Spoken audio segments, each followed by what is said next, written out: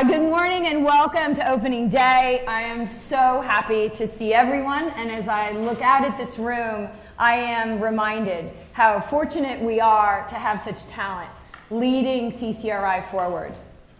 For those of you who have long been a part of this college, thank you for your service to CCRI and to our students, and welcome back to what will be a historic year for our college, most notably with the launch of the Rhode Island Promise. To the newest members of our CCRI community, welcome. You have joined an outstanding team, and I look forward to working with you on behalf of our students. We do this work together. Our faculty bring expertise into your classrooms every day and lay the educational foundation for our students. You are the spark that ignites new ideas, creating possibilities for their futures many of them never even knew to consider. And then there's our staff. You provide critical support to the 15,000 students that we welcome each semester. Whether you are helping a student choose classes, ensuring our facilities are safe and inviting, or setting up a lab to welcome students, you also play a critical role in our students' educational experience. There is teamwork in everything we do. Last week, I arrived one morning to observe an older member of our community be escorted by a facilities staff member to her office. They linked arms and made their way into our building. As I watched them go, I reflected on the impact I felt and was moved to imagine what the impact of gestures like that will have upon our students, creating that sense of supported, caring community.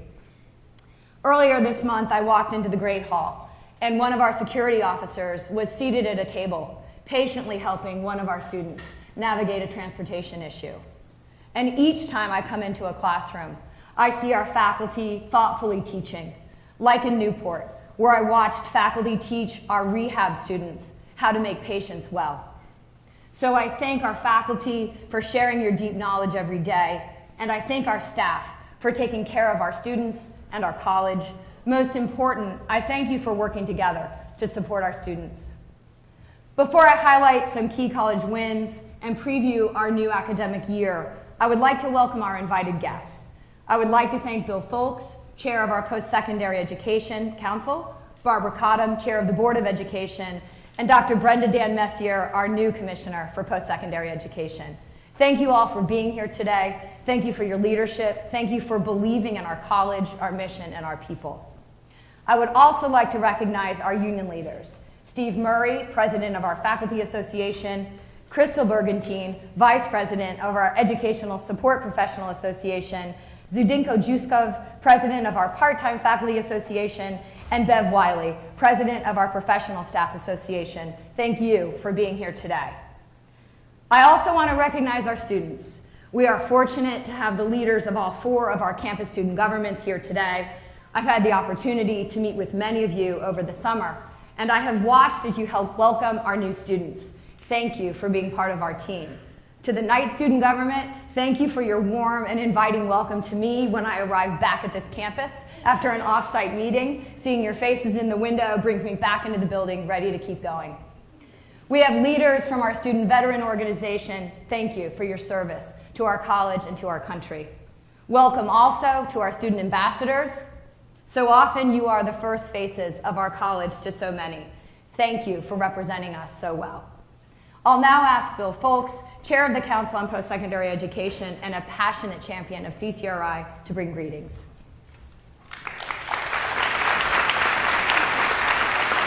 I'm going to move this. Thank you, President Hughes, and good morning.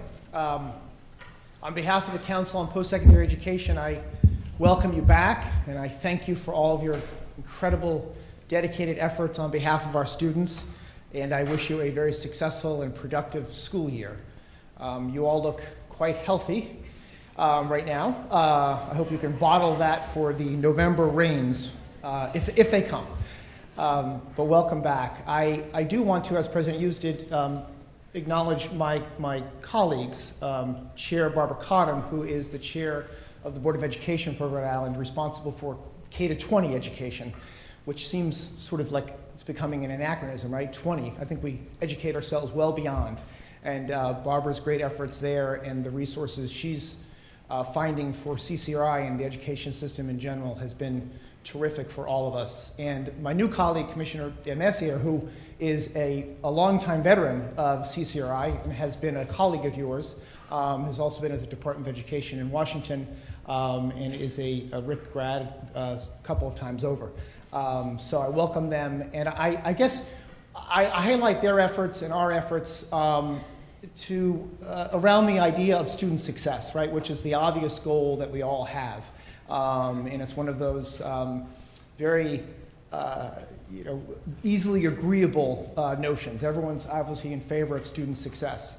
I am a teacher of college-age students myself, and I am the father of 3 college-age students. And so I know that they're probably the 2 most humbling occupations you could ever have, right? A teacher and a parent. You don't really quite know where success comes from. It is a hard thing to measure, but you know it takes an awful lot of effort, and I thank all of you for doing that. One of my sons this summer has had some health issues, and I've been to a number of neurologists with him around the area. And it reminded me of how many setbacks we have at that age, how difficult it is actually to stay on a path.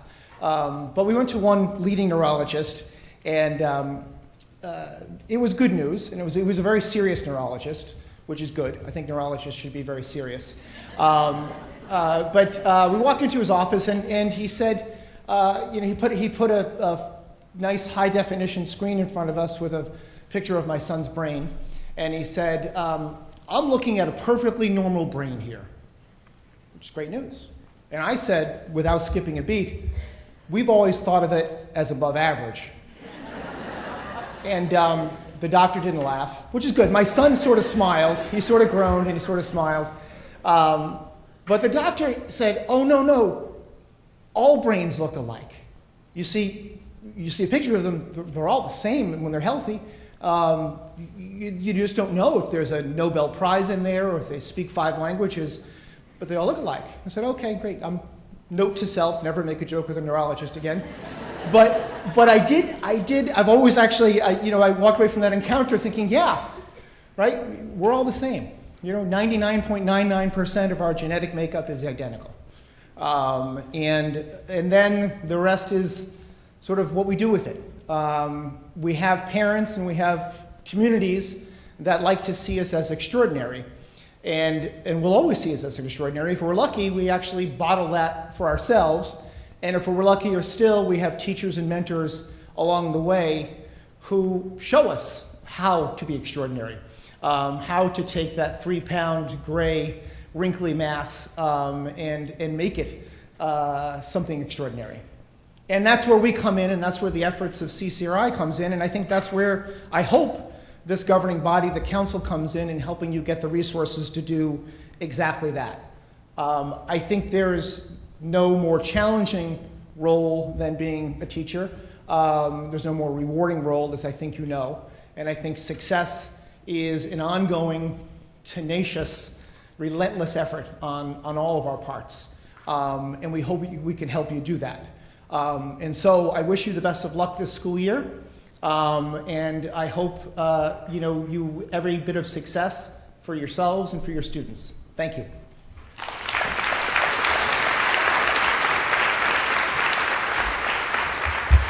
Thank you, Chair Folks. I would now like to welcome the president of our CCRI Faculty Association, Professor Stephen Murray.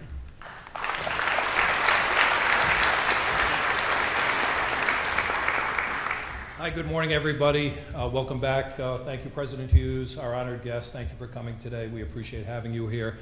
I'm a little under the weather today, so I'm going to keep my remarks relatively brief. I'm sure that's very upsetting to everybody. But and also, Crystal, Leslie Florio from the SBA union couldn't be here, so Crystal's got a huge speech. She's been dying for this moment, so I want to get off the stage as quickly as possible so she can get up here.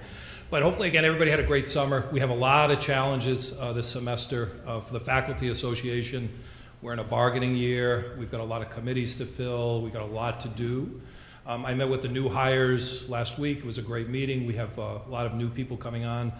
Thank you to the administration for filling those spots. And my 25th year here, as always, I feel honored that I'm going to be able to go into the classroom next Tuesday. Honored to teach our students. I feel that every semester. I hope you do as well. And honored and privileged to do that. And hopefully, again, we can all find the time to get involved on committees, with the negotiating team and all the other issues we have, and hopefully we can have a great semester. So thank you for your time. Thank you, Steve. I too know just how excited Crystal is. Thank you. Please welcome the Vice President of CCRI's Educational Support Professional Association, Crystal Bergantine. Good morning. Unfortunately, the ESPA President, Leslie Florio, is at home sick with the awful stomach bug, and for some reason, somehow, they've trusted me up here today with a microphone. Never know what can happen. If any of you have ever heard Leslie speak publicly, you'll know that I have some tough shoes to fill and a tough act to follow, so I'll do my best and I'll try to keep it brief. I hope all of our students are well rested and excited for a brand new academic year because our ESPA members have been hard at work for them. We have been getting the buildings and grounds ready, assisting students with admissions, registration, financial aid, collecting required documents for the Rhode Island Promise Scholarship. How exciting that we get to pilot that program.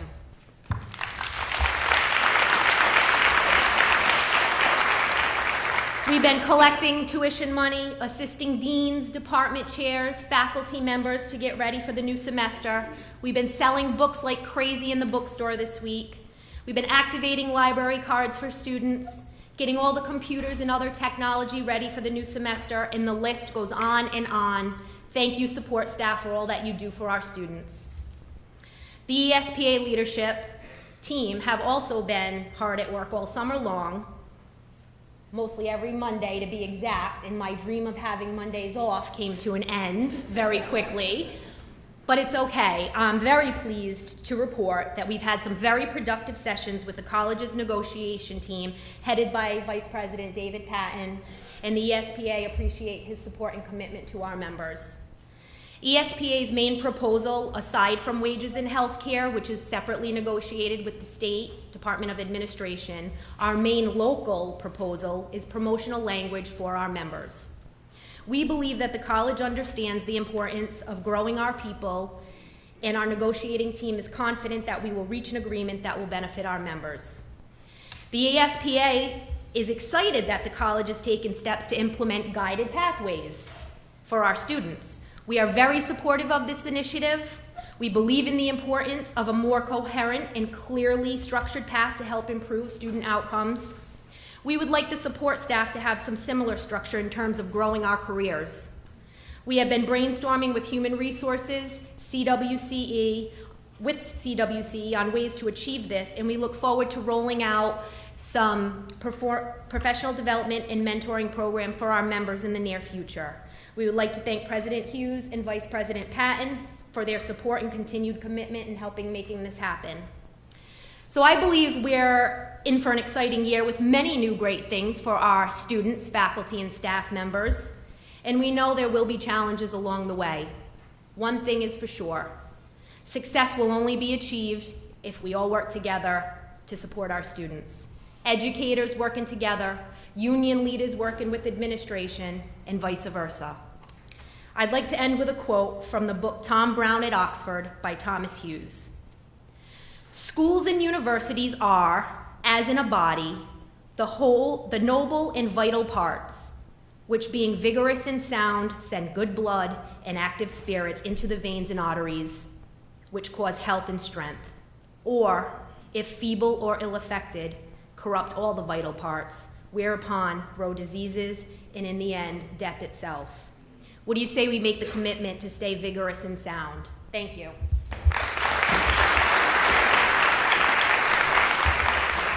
Wow. Clearly we have a new speechwriter. Thank you, Crystal. Please join me in welcoming the president of CCRI's Adjunct Faculty Association, Zdinko Juskov. Hello, everybody. Thank you. I'd like to start just by thanking everybody, the faculty, staff, administration, public safety, who have been helping get everything ready as we start the semester. Speaking on behalf of all of our part-time faculty members, I can say that we greatly appreciate all the work the staff and everybody else has put into renovating and getting the classrooms ready so that we can do what we do. I also like to wish all of the faculty a good semester. I hope you all teach hard and continue to keep up the good work in the world-class education that you provide for students, Rhode Islanders, and beyond at CCRI. And to my part-time colleagues, I'd just like to say that don't forget that you are an essential part of this college community. It literally could not run or happen without the work that you do, despite many of us teaching at more than one place and not having necessarily all the benefits like an office of your own or anything like that. I'm always impressed with the education and the unbeatable classroom experience that we deliver. As far as our union and our work goes, we do have another 3% raise kicking in this semester, so go buy yourself the extra cup of coffee. That'll get you. But it's been, since we've had our contract, it's been wonderful. It's been a wonderful experience. I think we're very happy with it. Our work with the administration has been excellent and amicable, and it's been a great experience. And I look forward, next year. So as we think about a new contract, that we continue to accrue more benefits and that recognize the important role that we have to play as part-time faculty. So again, thank you for everybody. Have a great semester. Wish you all well. Thank you.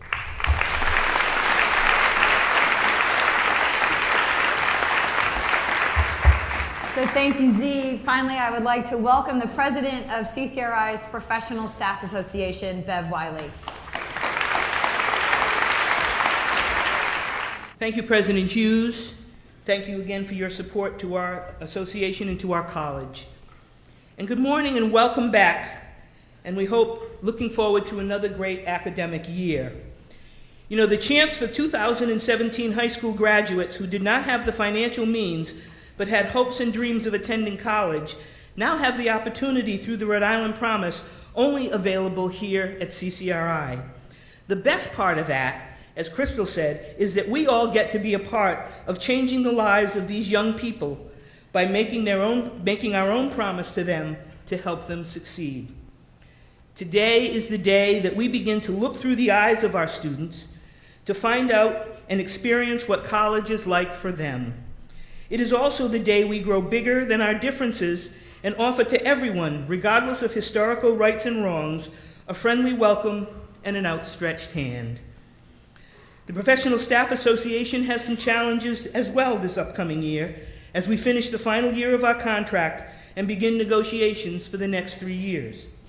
We will be recruiting members to run for positions on the bargaining committee, to work with the state, the NEA, and the coalition to negotiate a strong contract that will continue to provide our members with fair and equitable representation, respectable wage increases, and minimal increases in the costs of health care. I'd like to share a story used by an attorney friend in his summation to a jury during a trial that I think has a great message for all of us today. In a faraway land, there was an old man who had the reputation of being able to see into the future and predict things, and in effect, he was known as the local soothsayer. In the same locale, there were 2 young men who were skeptical of the old man's powers, so they decided to expose him using the following plan. They would go up into the woods and catch a little bird. One of them would hold the little bird cupped in his hands, and they would go up to the mountains and find the old man. The other young man would ask the old man, "Tell us, you old fraud, what does my friend have in his hands?" If he answers that it's a little bird, the next question would be, is it alive or is it dead? If he says it's dead, the young man would open his hands and let it fly away. If he says it's alive, then he would squeeze the life out of the bird and hand it to the old man. Well, they went up into the mountain, found the old man, and began the above scenario. When asked what he had in his hands, the old man responded without hesitation, "A little bird." One of the young men then asked, "Yes, you old fraud, but is it alive or is it dead?" The old man thought for a long moment and then replied, "It's in your hands." So in closing, I say to you, the Rhode Island Promise, the CCRI Promise, our students want to succeed. Promise them a lot and give them even more. It's in our hands. Have a good year.